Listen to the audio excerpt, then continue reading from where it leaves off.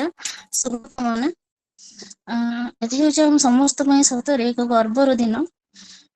ମୁଁ ମୋ ବିଷୟରେ କଣ କହିଲେ ବହୁତ ବିସ୍ତୃତ ଭାବରେ ରେଖା କହିଲେ, ତେଣୁ ଆଉ ଭାବୁଛି ନିଜର ଆତ୍ମ ପରିଚୟ ଦେଲେ ତାହା ଠିକ ହେବନି। ତେଣୁ ସିଧା ଆମେ ଯିବା ଆଜିର ବିଷୟବସ୍ତୁକୁ। ଆଜିର ବିଷୟବସ୍ତୁ ଆମର ଥିଲା ଓଡିଆ ଭାଷାର ଉନ୍ନତିରେ ଯୁବପିଢିଙ୍କର ଭୂମିକା। ଓଡିଆ ଭାଷାର ଉନ୍ନତିରେ ଯୁବପିଢିଙ୍କର କଣ ଭୂମିକା ରହିଛି ସେ ବିଷୟରେ କହିବା ପୂର୍ବରୁ ମୁଁ ପ୍ରଥମେ, ଯେହେତୁ ଆଜି ଏକ ବିଶେଷ ଦିନ, ତେଣୁ ଆଜିର ସେଇ ମହିମାମୟ ଦିନର ଇତିହାସ ଟିକେ ଆଲୋଚନା କରିବା ପାଇଁ ଚାହିଁବି ନିଶ୍ଚିନ୍ତ ଭାବରେ। ଗୌରବମୟୀ ଉତ୍କଳ, ଗଙ୍ଗା ଠାରୁ ଗୋଦାବରୀ ଯାଏଁ ଦୀର୍ଘ ପରିବ୍ୟାପ୍ତ ଏ ଉତ୍କଳ ଥିଲା ଏକ ସମୁଜ୍ଜ୍ୱଳ ସଂସ୍କୃତିର ଅଧିକାରିଣୀ। କଳା, ସଂସ୍କୃତି, ବାଣିଜ୍ୟ ପ୍ରତ୍ୟେକ କ୍ଷେତ୍ରରେ ଥିଲା ତାର ସୁନାମ।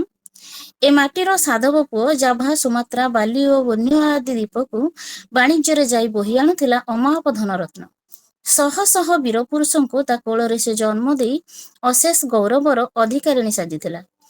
ତାରି କୋଳରେ ଚଣ୍ଡାଶୋକ ଧର୍ମାଶୋକରେ ପରିବର୍ତ୍ତିତ ହୋଇ ବିଶ୍ୱବିକେ ପ୍ରଚାରିଥିଲେ ପ୍ରେମ ଆଉ ଅହିଂସାର ଅପୂର୍ବ ମହାମନ୍ତ୍ର। କିନ୍ତୁ ସମୟର ଗତି ବଡ଼ ବିଚିତ୍ର। ସମୟର ଅପ୍ରତିହତ ସୁଅରେ ଭାସି ଯାଇ ଉତ୍କଳ ସମ୍ମୁଖୀନ ହେଲା ଗଭୀର ବିପର୍ଯ୍ୟୟର। ଭାସି ଆସିଲା ଦୁର୍ଦ୍ଦିନର କଳା ମେଘ। କଳା, ସଂସ୍କୃତି, ବାଣିଜ୍ୟ ଇତ୍ୟାଦି କ୍ଷେତ୍ରରେ ବିଶ୍ୱରେ ବିଜୟର ବାନା ଉଡ଼ାଉଥିବା ଉତ୍କଳର ବକ୍ଷ ଦୋହଲି ଉଠିଲା। ଓଡ଼ିଶାର ଶେଷ ସ୍ୱାଧୀନ ରାଜା ଥିଲେ ମୁକୁନ୍ଦ ଦେବ। 1558ରେ ଗହିରାଟିଗିରି ଯୁଦ୍ଧରେ ପରାସ୍ତ ହେଲେ। ତାଙ୍କ ପରେ ଯେମିତି ଅସ୍ତ ହେଇଗଲା ସ୍ୱାଧୀନତାର ସୂର୍ଯ୍ୟ। ଦୀର୍ଘ ଦିନ ଧରି ଏ ରାଜ୍ୟ ଛନ୍ଦି ରହିଲା ମୁଗଲ ଓ ଆଫଗାନଙ୍କ କବ୍ଜାରେ। ଆଉ ଅବଶେଷରେ ବାନ୍ଧି ହେଇଗଲେ ଇଂରେଜମାନଙ୍କ ପରାଧୀନତାର ରଜ୍ଜୁରେ।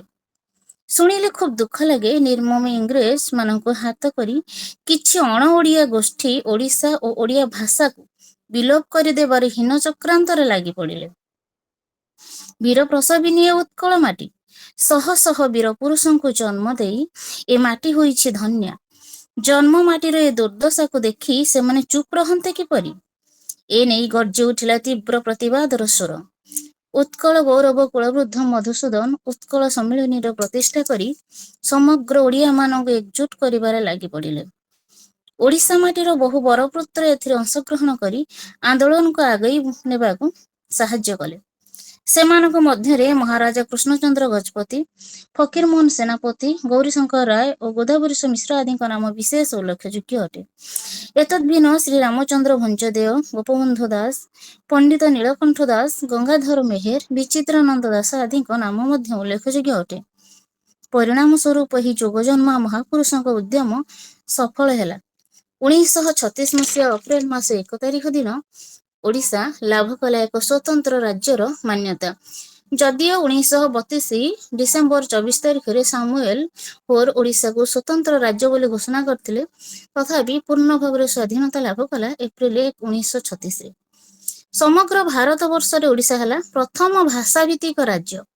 କେବଳ ଭାରତ ବର୍ଷରେ ନୁହେଁ, ସମଗ୍ର ବିଶ୍ୱରେ ଉତ୍କଳ ତାର କଳା, ଭାସ୍କର୍ଯ୍ୟ, ସଂସ୍କୃତି ଓ ପରମ୍ପରା ସକାଶେ ଥିଲା ଅନନ୍ୟ ଗୌରବର ଅଧିକାରିଣୀ।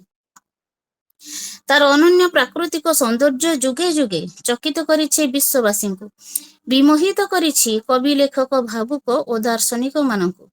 ଯଥାର୍ଥରେ ସେଥିପାଇଁ କୁହାଯାଏ ସଂସ୍କୃତରେ ଏକ ଶ୍ଲୋକ, ବର୍ଷାଣାଂ ଭାରତଂ ଶ୍ରେଷ୍ଠ ଦେଶାନାଂ ଉତ୍କଳ ସ୍ମୃତଃ ଉତ୍କଳସ୍ୟ ସମଦେଶ କ୍ୱାପି ନାସ୍ତି ମହୀତଳେ।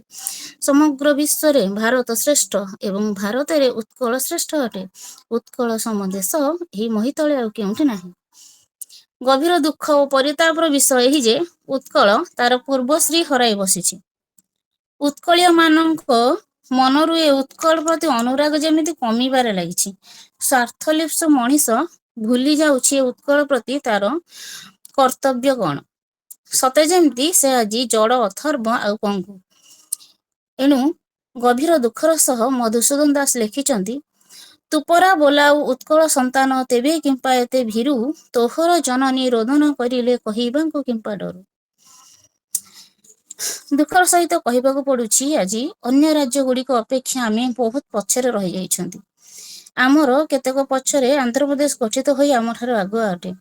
ସବୁ ଥାଇ ମଧ୍ୟ ଆମେ ଆଜି ଗରିବ, ଭୋକିଲା ଓ ପଛୁଆ ରାଜ୍ୟ। ଆଜି ପବିତ୍ର ଉତ୍କଳ ଦିବସ, ଆମ ପାଇଁ ଆତ୍ମସମୀକ୍ଷାର ଦିବସ। ଆଜି ଆମେ ସମସ୍ତେ ଶପଥ ନେବା ଉତ୍କଳକୁ ସର୍ବଶ୍ରେଷ୍ଠ ରାଜ୍ୟ ରୂପେ ଗଢ଼ିବା, ନିଜର ରକ୍ତ ଦେଇ ଉତ୍କଳର ସେବା କରିବା, ମାତୃଭୂମିକୁ ଭଲ ପାଇବା, ମାତୃଭାଷାକୁ ଉଚ୍ଚରେ ରଖିବା। ଆଉ ଯୁବପିଢ଼ିଙ୍କର ଭୂମିକା ତ ନିହାତି ଭାବରେ ଓଡ଼ିଆ ଭାଷା ପାଇଁ ଗୁରୁତ୍ୱପୂର୍ଣ୍ଣ ଅଟେ।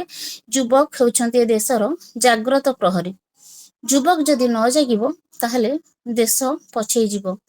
ଭାଷା ରସାତଳଗାମୀ ନିଶ୍ଚିନ୍ତ ଭାବରେ ହେଇପାରିବ। ତେଣୁ ଯୁବକ ମାନଙ୍କର ଆଜି ଆତ୍ମସମୀକ୍ଷାର ବେଳ ଆସିଛି।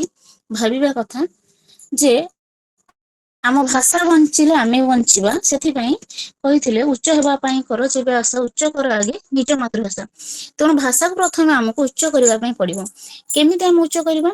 ଯଦି ଆମେ ଆମ ଭାଷାରେ, ନିଜ ଭାଷାରେ ଲେଖିବା ପଢିବା, ତାହେଲେ ସେଇ ଭାଷାର ଉନ୍ନତି ହେବ। ତେଣୁ ଆମେ ସାଧାରଣତଃ ଏବେ ଆଜିକାଲି ଦେଖିବା ପାଇଁ ମିଳୁଛି, ଯିଏ ଟିକେ ଟିକେ ଖଣ୍ଡି ଇଂରାଜୀ କହିଲା ତାକୁ ଆମେ ଜ୍ଞାନୀ କହୁଛେ। ବଢିଆ ଇଂଲିଶ କହୁଛନ୍ତି ସିଏ।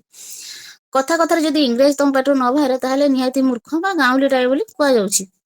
କିନ୍ତୁ ପ୍ରକୃତରେ ଯଦି ଆମେ ଆମର ଯଦିଓ ଶାସ୍ତ୍ରୀୟ ମାନ୍ୟତା ପାଇଛି ଓଡ଼ିଆ ଭାଷା, ଆମର ସବୁଆଡେ ଓଡ଼ିଶା ସରକାର କହିଥିଲେ ମଧ୍ୟ ଓଡ଼ିଆରେ ଫଳକ ଲେଖାଯିବ, ଓଡ଼ିଆରେ ସମସ୍ତ ଅଫିସ କାର୍ଯ୍ୟ, ତଥାପି ଏପର୍ଯ୍ୟନ୍ତ ତାହା ସମ୍ପୂର୍ଣ୍ଣ ଭାବରେ ହେଇପାରି ନାହିଁ।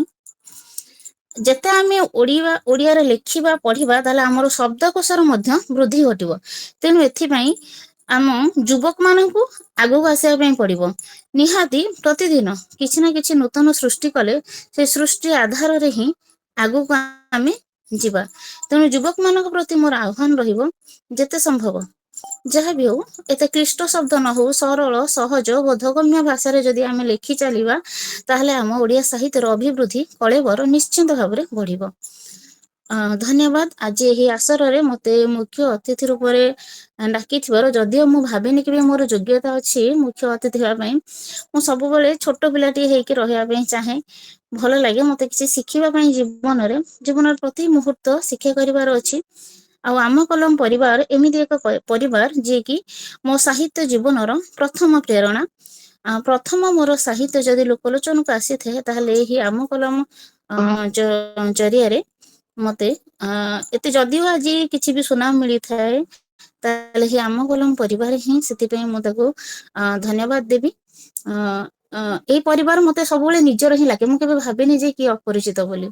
ଏତେ ଆପଣାର କାହିଁକି ଲାଗେ କେଜାଣି। ଅନେକ ସାହିତ୍ୟ ସଂଗଠନରେ ମୁଁ ଅଛି, କିନ୍ତୁ ସତରେ ଏଇ ପରିବାର ନିଆରା। ଆଉ ଏଠି ଭାଇ ଭଉଣୀ ମାନଙ୍କ ମଧ୍ୟରେ ଏତେ ଭଲ ପାଇବା କୋଉଠି କେବେ ବି ମିଳେନି। ତେଣୁ ସମସ୍ତଙ୍କ ଆମ ପରିବାର ଏମିତି ଥାଉ ସବୁବେଳେ। ଠାକୁରଙ୍କ ଆଶୀର୍ବାଦ ଥାଉ, ସମସ୍ତେ ଭଲରେ ରଖନ୍ତୁ ଏବଂ ଆମେ ଏକ ନୂଆ ଦିଗ ଦେଖେଇବା ନିଶ୍ଚିନ୍ତ ଭାବରେ ଓଡ଼ିଶାକୁ, ଓଡ଼ିଆ ଭାଷାକୁ ଉଚ୍ଚକୁ ନେଇ।